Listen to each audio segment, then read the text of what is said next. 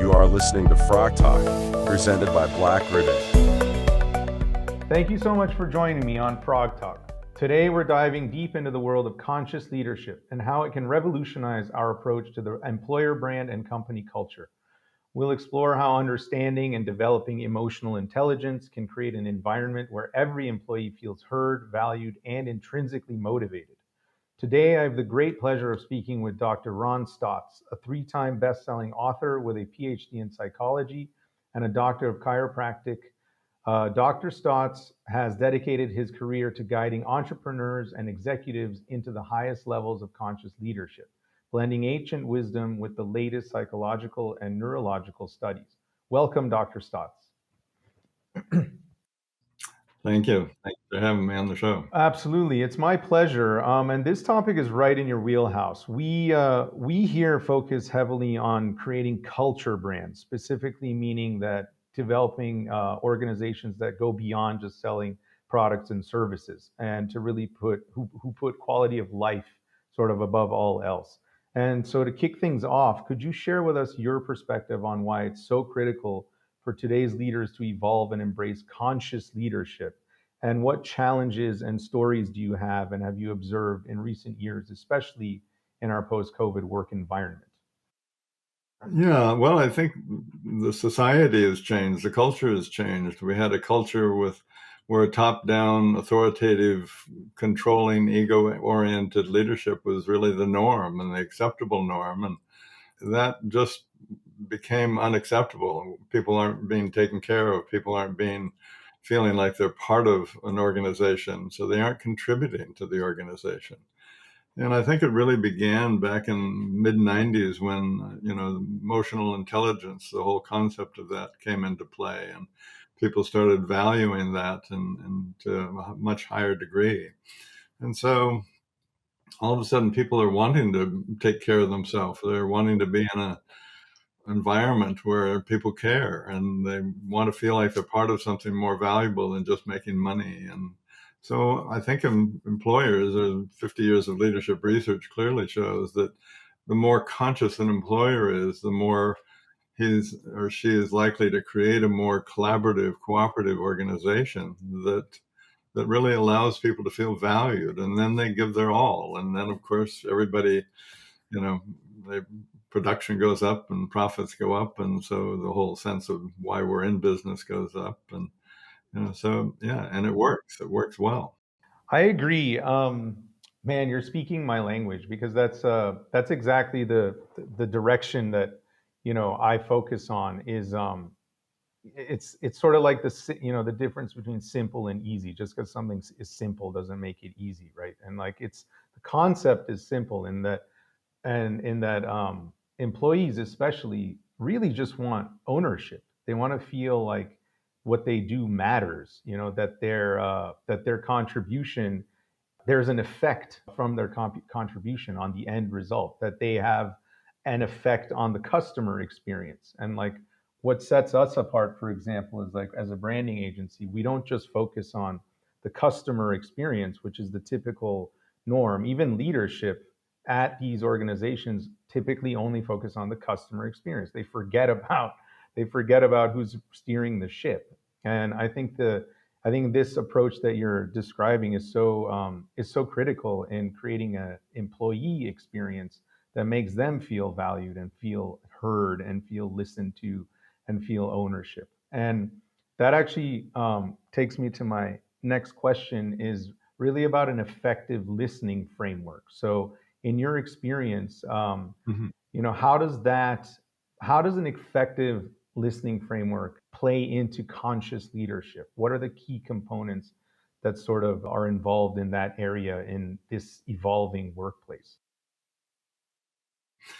Well, certainly in old style communication, leaders really listening to them meant, what am I going to say back to this person, or how am I going to negate what they're saying, or control this environment that we're in? And it really wasn't listening at all. It was reacting, and so nobody felt valued. Nobody felt listened to. Nobody felt like they were an important part of something like you're talking about. And so as one, as certainly in my clients, as they become more aware of themselves, self-aware, as they become more emotionally intelligent. And that really only takes a couple of months of really diving deeply on an inner journey that awakens them to where they're coming from, what their old patterns and habits and limitations are. But they really learn to love and accept themselves.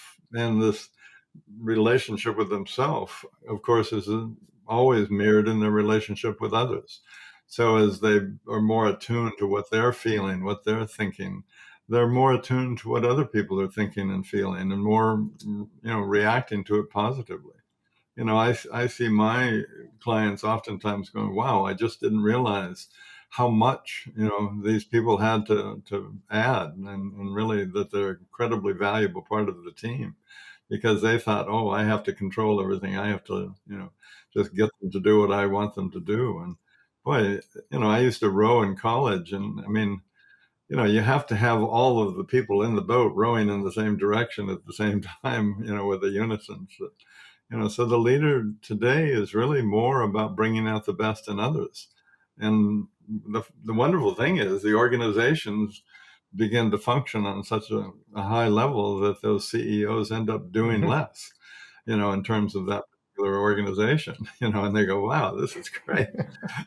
Oftentimes going on to run other organizations simultaneously, or diving into a pet project that they always thought, they'd never get to, or something Yeah, like that. So it works for everyone. absolutely. I'm smiling, laughing. For anyone listening and not watching, my smile is ear to ear right now. I'm about to cut my face in half. This is my love language, doctor.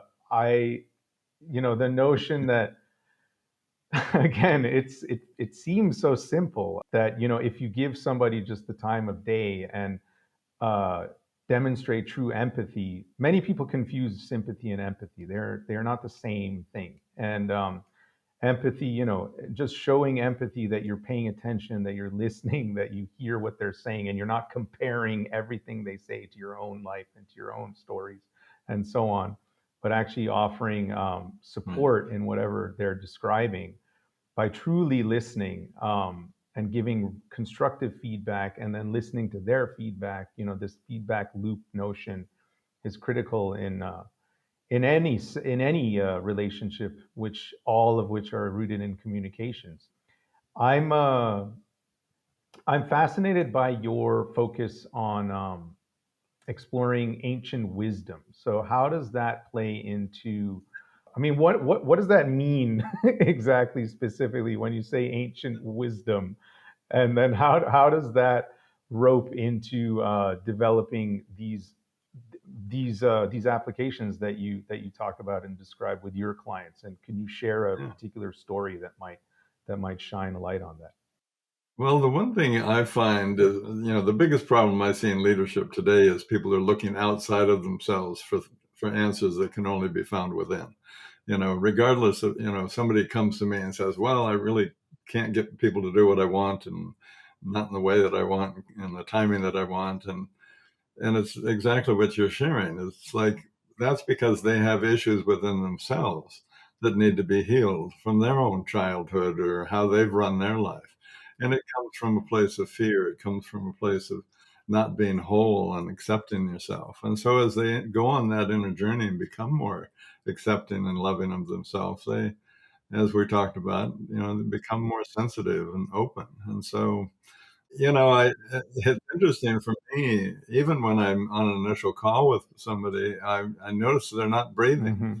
especially when they're getting into their emotional stuff, or trying to think of something. Or they just aren't breathing fully, and oftentimes not breathing at all. Right. And I realized, oh, that's the way, old style used to be, if you had a high IQ, you could get into the right schools and you could get the right jobs, and that would get you, that was your career. But today people are being fired because they don't have emotional Right. intelligence and that self-awareness that they need to be able to relate with people. And so I recognize that the only way to really journey within yourself starts with breathing, because that allows you to get out of your head. And as you breathe and begin to feel, and you can go down and reconnect with your heart and reconnect with your gut, you become more connected with all of who you are. And the great thing is your brain starts working Right. better also. Right. And so in ancient wisdom, they talk about meditation, which are ways to quiet the mind. They talk about breathing, which are ways to access energy and presence and mindfulness and all of that. And so it's the wisdom of some of those ancient teachings are really applicable in today's world. And and it's exciting because it's all integrating and allowing us to become more whole and complete within ourselves again. Yeah, I agree, and it's interesting because you know, mindfulness, the practice of mindfulness, has become quite popular, especially in the entrepreneurial space. People who are starting new businesses or just starting out. It's something that's spoken about a lot. This notion of manifesting, what you want, your vision, and there's all kinds of practical techniques behind it, and of course, more emotional techniques, and some of which what you're describing. Do you have? Can you share with me a story about like an example of a client that you worked with where this sort of mindfulness practice actually played a big part in the changes within their leadership styles? Well, I think it's in all the stories within all of the people I work with, to be quite honest with you, because mindfulness comes from being more present. And to be present, you have to breathe and be curious, and that allows you to be more present. And when you're breathing, being more present and curious, then you're being mindful. And so you begin to practice that, and it becomes a practice where all of a sudden everything in your life, your communication, your work, your relationships, your all aspects of your life are more mindfully done because you're more present with all of them. And so, yeah, I have multiple examples where not only do they become better, more effective leaders, but they become, their spouses fall in love with this new person that they are. Their children fall in love with this new parent that they are. Yeah. Their whole life changes because they become more present and authentic and caring and loving, not only with themselves where it starts, but then with others as it extends out. And my little agenda is I want to create a more conscious and caring Yeah. world. And I happen to know from research that it's these top leaders, conscious leaders, who can have the greatest lasting impact, not only on an organization, but on a societal Yeah. level. And so I'm really looking at, well, okay, since I have this unique talent to take people into those levels, let's get them in there, and so we can have a chance of creating a planet that's more Yeah. sustainable and taking care of everybody on the way. Absolutely. That's why I'm so glad we're talking, because I think we share a similar vision. I basically want to change how, society interacts with the workplace, and where we sort of regain our most valuable not even regain, but claim our most valuable commodity, which is time. Time with our families, with our friends, to be more charitable, to help those in need, to be able to become better at being humans. I mean, the irony of humanity is that, basically speaking, if you take away our technology, biologically, we've barely changed in 6,000 years. And I think if you, and ironically, with the onset of AI and where it's headed and so on, there is a chance for a utopia where we sort of gain more time and live complementary with machines that actually help us be better at being human. And I think with your approach, and your approach is a big part of that as well. And we agree that it sort of begins in the organizational space. I believe it begins. This catalyst is the workplace, and I think that would even lead down to that would trickle down into academia, where academics starts to shift, and the mindset in academia starts to change, and the lessons we teach start to change, and critical thinking becomes more focused on, and all this.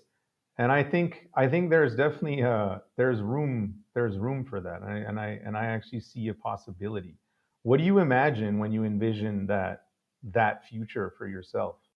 Well, it's the future is really here in a lot of ways, as you're recognizing also. I mean, they did a survey of 1,000 CEOs, and 3 years ago, about 30% of them said, "Yeah, if you're going to be a good leader, you're going to transform your company, you have to go through a personal transformation." It's kind of like, yeah, yeah, yeah.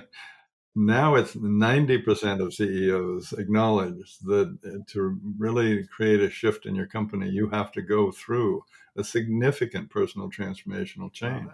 So that's in 3 years. That's how rapidly changing this process is, and how significant. If you're not becoming more self-aware and emotionally intelligent, you're going to be Right. left behind. And because people are creating the organizations, and then the younger people coming up are creating the organizations, and the people working with those organizations are looking for those cooperative, collaborative, supportive environments that you're talking about. So it's really key. It's the times not only are changing, they have changed significantly enough. It's like you're a surfer. If you're a good surfer on the perfect wave, that's this moment in terms of leadership development. It's just ride it and have a great time. Um, if you're not a good surfer and you're at the bottom of the wave, then it's going to crash on you. If you're not becoming more Yeah. intelligent, sensitive and aware, it's not going to work Right. for you. And the great news is all the research, and certainly my own experience with clients, is it increases productivity and profits by, the research says, 40%. I see it increasing even, I have a client who's got 5 9-figure businesses who tripled the value of 3 of them in 1 year because of those changes that he, went through within himself. He also, reconnected with the love of his life, and they got married and are living happily ever after. So it's a whole life transformation. As you say, I think your point's really well taken. You begin to treat people better at work, they treat their family better. It just the waves just go right out into society as work is more focused on that collaboration and bringing out the best in everybody. Schools are going to have to shift. It's not just informational. It's not just that left brain that needs to be developed. It's that whole brain, whole heart, whole gut, experience, those are all literally aspects of our brain that need to be included. Yeah, absolutely. And what a beautiful story. I have a feeling you're a surfer. Are you a surfer? Well, I have spent most of my life on the beach. um, that was Lately, such a surfing specific and analogy. Only water a sports. surfer would have come up with that analogy.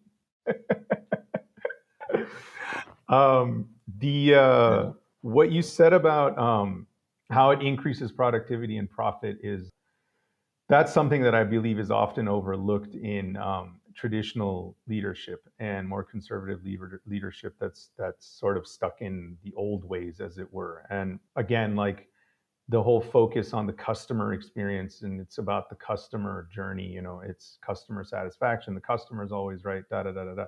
It's not to say you should ever put the customer aside. Absolutely not. It just means that there should be No, no. equal emphasis and equal focus on both sides of that coin.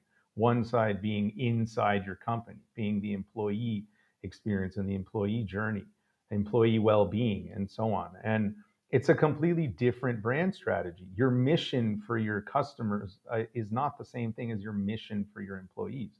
It's a different narrative. It's a different motivation. It's the two questions, right? Like the customer question is, why should anyone buy from you? The employee question is, why would anyone want to work here? And there was this, probably better than I do, because this conversation still happens, but it used to happen more often in my experience, where you ask somebody about their job and they're like, "Oh yeah, I love my clients. My clients are the best. They always have my back. They're so supportive of me. They send me gifts and this and that. They always remember my birthday. And they're always like, if you ever left, I would definitely go with you." And I'm like, "I didn't ask you about your clients. I asked you about your job." And then they go, "Oh, I hate my job. I hate the people I work with. They're always talking behind my back. My boss is a jerk." And I'm like, why is that conversation so common? And that's what sparked the whole culture brand notion to me. I love that you highlight the fact that if you take care of your people, and you create an environment of support and ownership and value and so on, the bottom line inherently grows. I mean, you just become more attractive overall. Everyone wants a piece of you. You know, they want to work with you, they want to buy from you. And inherently, there's no logical reason that you wouldn't succeed if you're just working with that Yes, grain. I agree. And I find it, fascinating that in this, still today, because you said we're here now, it's happening now, and I agree with you, where you'll have managers and leaders just harping on the money, the money, the money, the revenue, the money, and I'm like, but where's the money coming from? So, you know what I mean? I think you have to pay attention to all stakeholders, Yeah, who you're buying from, who you're selling to, the planet. Everything is connected to your organization, and everything has to be considered yeah. and cared for in that. It's just, it's just as you should be taking better care of yourself in the bigger picture of your life, you should be taking care of your organization and everything involved and connected with it. How would you suggest, at least maybe even in your own practice, when you speak to your clients and to these leaders, how would you say leaders can inspire a community of practice movement around continuous cultural improvement? Like, how would they inspire that within their own organizations, within their own communities, beyond, working on themselves first? How do they manifest that outward? Well, I think, I don't want to discount that small point of after, because it really, I'm not, they become learners. They create organizations that are learning organizations. That doesn't mean they don't create widgets or whatever they do, but it's all about learning. And we're in a world that is all about change. Change is the one constant in existence, and everybody is frightened of it and resistant of it. And it's like, no, we're here to evolve. We're not here to stutter and stop going through different comfort zones that allow us to tolerate our fear. We're here to evolve. We're here. Literally everything that comes into our life is nothing but an indicator that of something that's ready to be healed and accessed within ourselves. So you can't look at all these challenges and troubles in that way. You have to look at them, oh, here's another learning opportunity. Here's another opportunity for me to grow and become. And, you start seeing life that way, and it's really rigged in our favor because, we're getting these gifts that tell us exactly what we need to, or are able to access and grow into at that point. Your dreams are nothing but your higher aspirations. And the next question should be, yes, that's my dream. That's my sense of purpose in life. But who do I need to become to really bring that into fruition? Who do I need to become to create that life that I want? Right. And so, yeah, yeah. So, if you had to go in and take that had to with a grain of salt, because I'm curious about your approach in your coaching, in your own practice, and so on. Are there sort of pragmatic strategies that you encourage that can be used either by leaders to uh, offer their employees to become active participants in like shaping company culture, or even within themselves? More of a, again, just to reiterate the word, like a more pragmatic approach, something more tangible, or is it, actually, I'm going to leave it there. I'll let you take it from there. Okay, we'll leave it right there. Well, I mean, for example, if a CEO comes in, which is quite common, they're restructuring their life as a result of the inner work that they're doing. They do the initial couple month program that gives them a foundation to build their life on, and then they do a 9-month program that integrates everything they're learning into their life. And it's really, as they do that, they are really, as we've talked about, including everybody around them. And so they begin to send in their C-suites. And, it's like that one fellow who's got 5 businesses. He was micromanaging all of them and was exhausted and incapable of really maintaining his lifestyle. And so he started sending me the C-suites that then, of course, moved into those CEO positions of each, and that allowed him to really focus on one aspect of one of those organizations, which he's now turning into something that'll be more profitable than all 5 of those organizations. Wow. And that's really normal. That I see all the time. And so,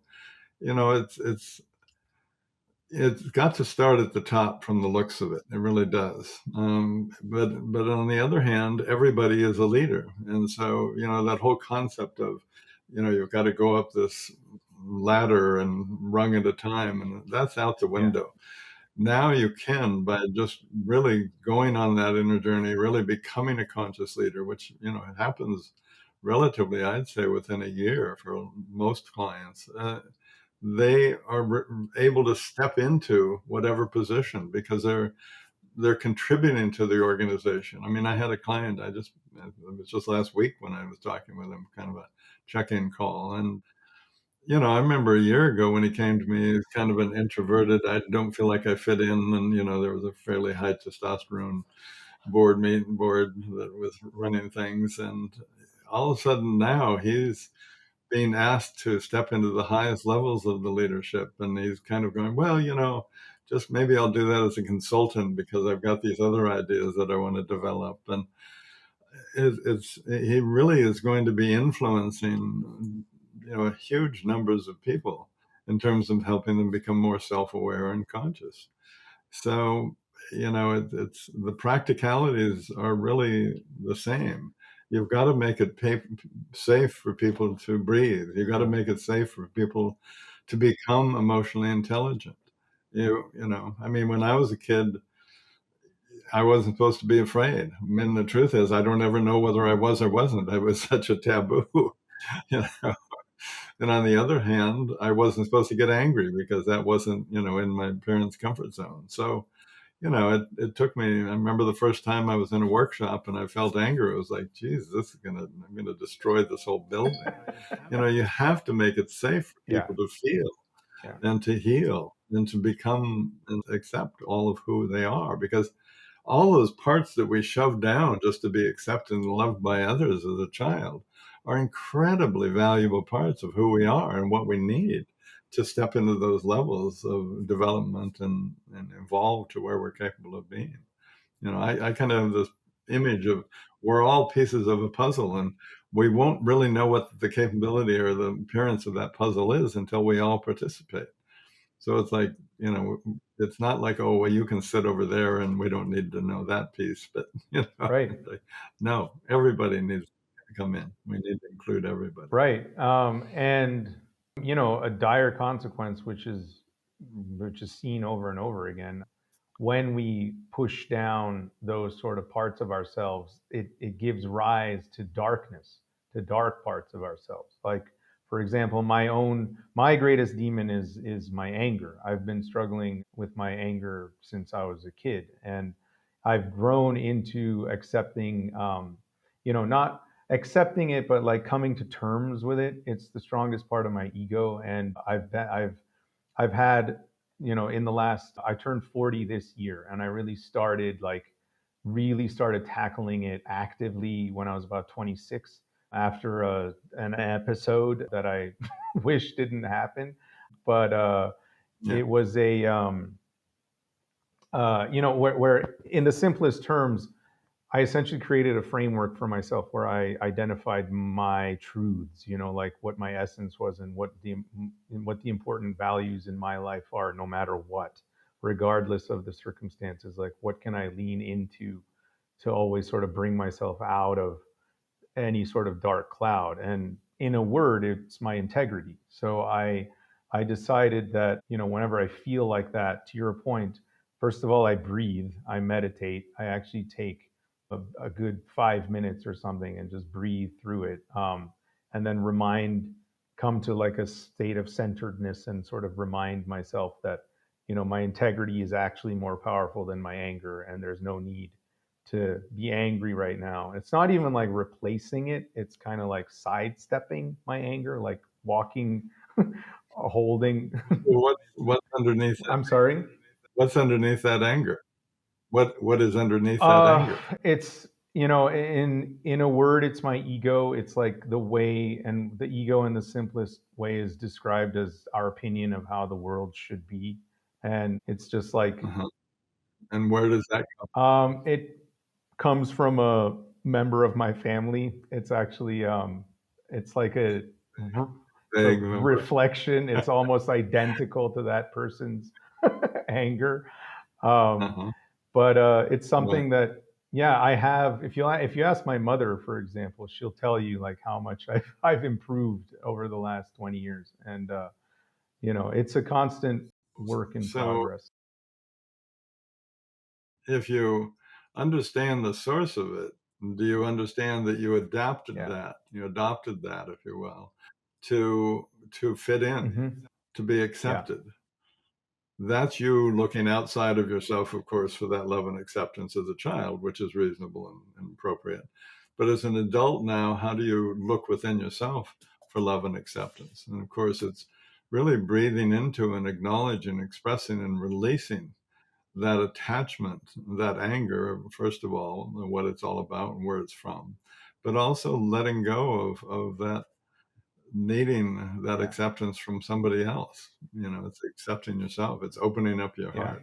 That anger, for example, is just armor over your heart because you don't feel safe opening it because as a child it wasn't safe Yeah. to open.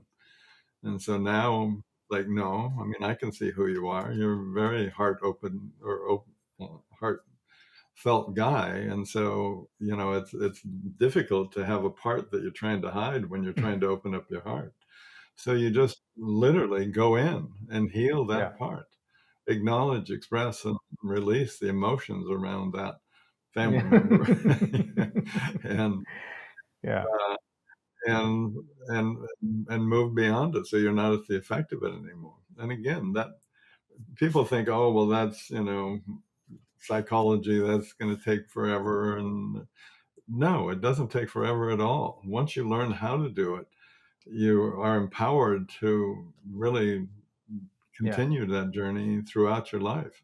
When anything comes up, you know exactly what to do. You know how to breathe. You know how to look deeper. You know how to access and heal whatever is there so that you can really access the part you need to then continue to evolve in your life. Absolutely. It's really all Yeah. connected. No, thank you.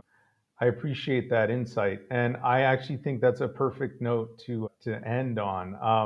I wanted to one, thank you so much for coming on, but also tell our audience how they can find you if you want to plug anything here. Now is the time.